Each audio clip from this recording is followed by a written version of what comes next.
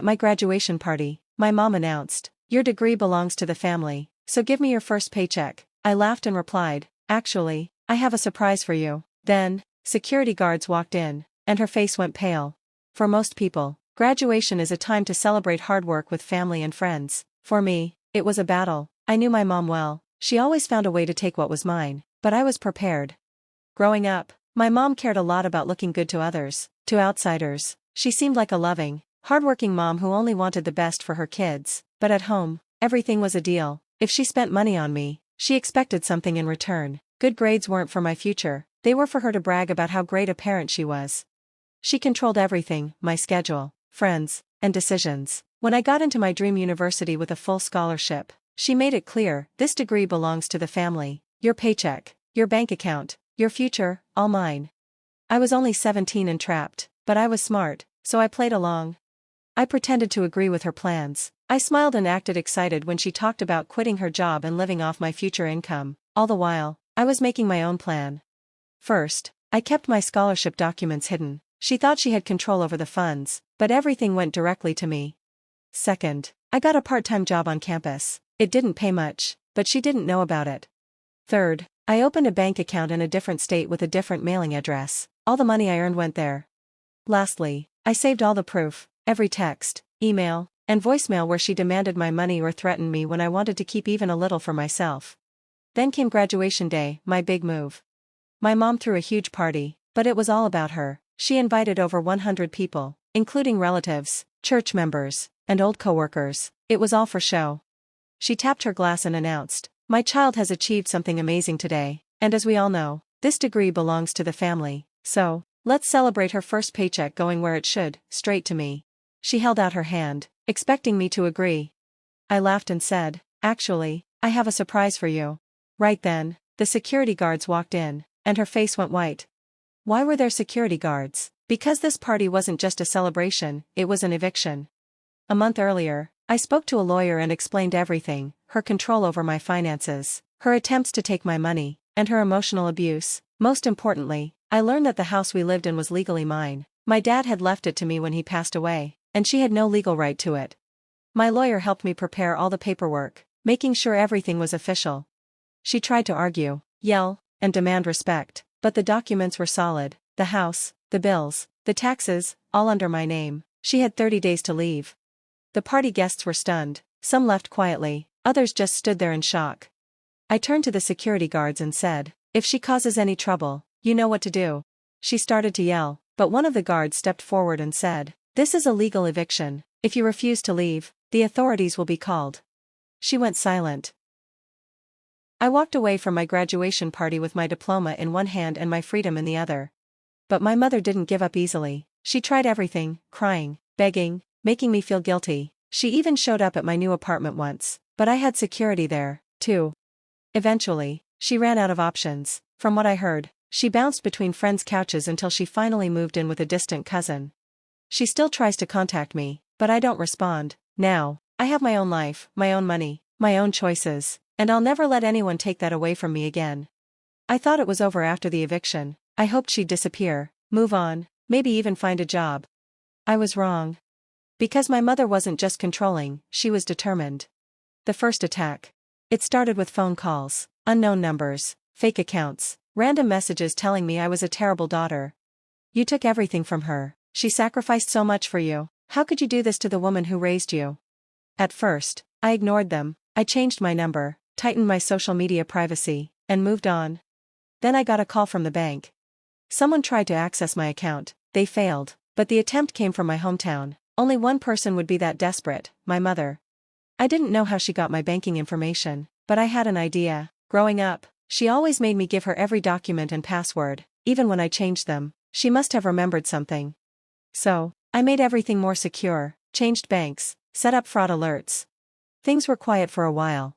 Then the police showed up at my door. The false accusations. 2 officers stood at my door with serious faces. "Are you, your name?" one asked. I nodded, confused. "We received a report that you committed financial fraud against your mother. She claims you stole her home and kicked her out illegally." I almost laughed but kept calm. I handed them all the documents: my father's will, the house title, the official eviction notice, Everything was legal and proper. The officers read everything and nodded. "This isn't the first time we've dealt with cases like this," one of them said. "She's wasting our time." They left, but I knew my mother wasn't done. The setup. The next attack caught me by surprise. I was at work, feeling good about my new job and fresh start. Then HR called me in. "There's a concern," my manager said. I frowned. "What kind of concern?" He sighed. "A woman claiming to be your mother called. She said she's worried about you and thinks you're a danger to yourself and others." My heart sank.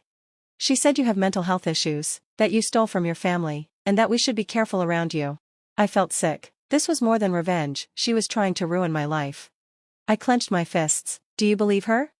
My manager shook his head. "No, but I had to ask. It's the policy." I was relieved, but still angry. This could have destroyed everything I'd built. I left work that day with my heart racing. She was getting worse, and I needed to stop her before she ruined my life completely. The unexpected help. I did something I never thought I'd do. I called my uncle, my mother's older brother, the only person in the family who ever stood up to her. He was quiet for a long time before he spoke. "She's desperate," he said, "and desperate people do stupid things."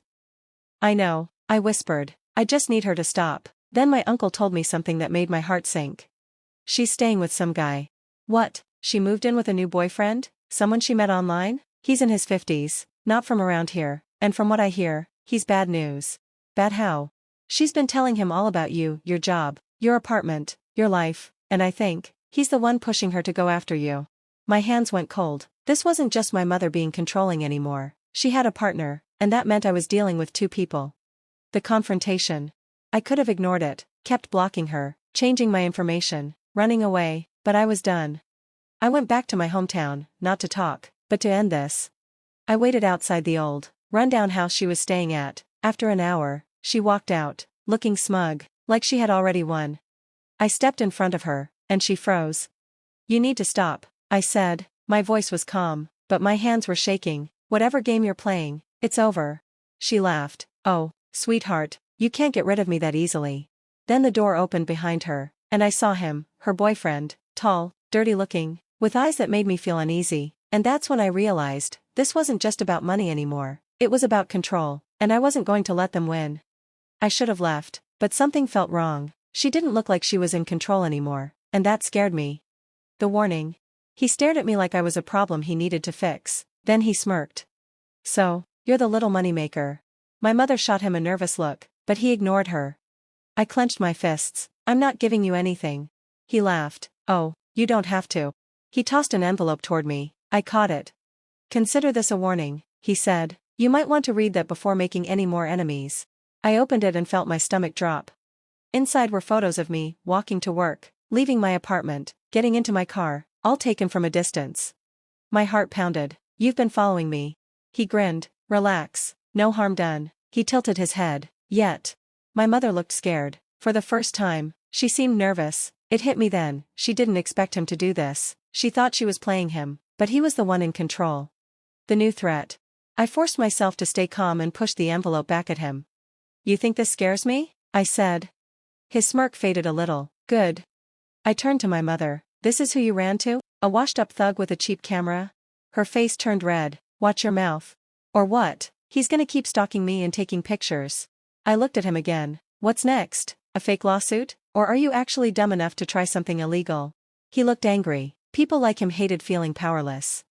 I took a step forward. "Here's my warning, keep following me, keep sending threats, and I'll bury you in so much legal trouble, you'll be drowning in paperwork for the rest of your life." I turned to my mother. "And if you think this guy's gonna take care of you, you're dumber than I thought." Her eyes flashed. "I don't need to be taken care of." "Then why are you living in a dump with a guy who thinks bullying people is a personality trait?" Silence. She hated being called out. I didn't wait for an answer. I got in my car and left, but the whole drive home, my hands wouldn't stop shaking. I knew it wasn't over, and I was right. 2 days later, someone broke into my apartment. They didn't steal much, they just made a mess, clothes thrown on the floor, drawers ripped open, fridge left wide open, like they were trying to send a message. I couldn't prove it was him, but I knew, and if I didn't stop this now, I'd never be safe. So, I made a call, to someone who hated my mother even more than I did. The enemy of my enemy. My father's sister. She cut ties with my mother years ago, But she had connections, and when I told her everything, she didn't hesitate. "Give me his name," she said. "I'll handle it." I didn't ask what that meant. I didn't want to know. Less than a week later, my mother's boyfriend was gone. No social media, no phone number, nothing. And my mother? She called me, crying. "What did you do?"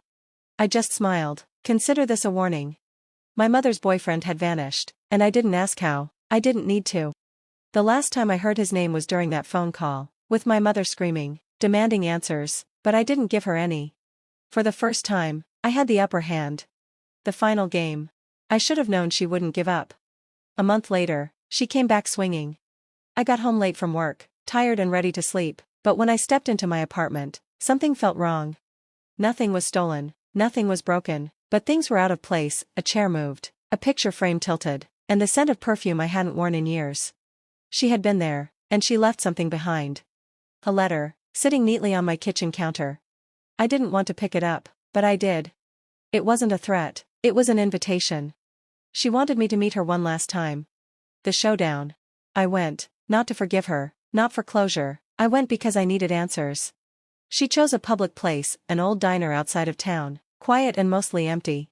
She was already there when I walked in, sitting in a booth with a cup of coffee she wasn't drinking. She looked tired. I sat down across from her.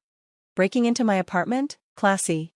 She shook her head. "I didn't break in, I still have a key." My jaw clenched. She must have copied my spare key before she left. "I'll be changing the locks," I said. She didn't argue. Instead, she pulled out a crumpled envelope from her bag and pushed it toward me. I didn't touch it. "What's this?" Her eyes met mine. The truth. The revelation. I slowly opened the envelope. Inside were old legal documents, yellowed and worn, and when I saw the name, my stomach twisted. It wasn't mine, it was someone else's name. I flipped through the papers, feeling sick. Birth certificate, custody papers. My hand shook, and the woman I thought was my mother sighed. "I thought I had more time," she said. "I wanted to fix it before you found out." "What the hell is this?" I whispered. She swallowed hard. "You're not my daughter."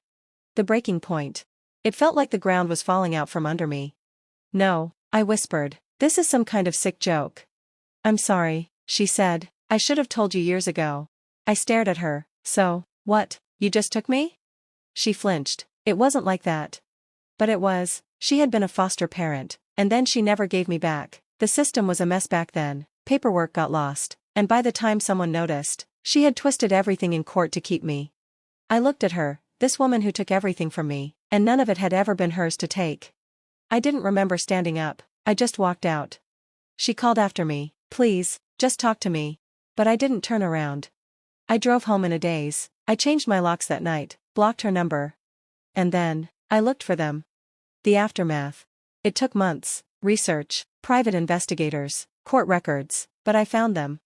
And when I finally stood at the door of the house where I should have grown up, I could barely breathe. I knocked. The door opened. A woman stood there, my real mother. And when she saw me, she burst into tears. Final reflection. The woman who raised me tried calling every day for weeks. I never answered. She sent letters, emails, voicemails. I deleted them all. Because some things can't be forgiven. For years, I thought I was trapped, that she was my problem, my responsibility. She wasn't. And now, I was finally, free.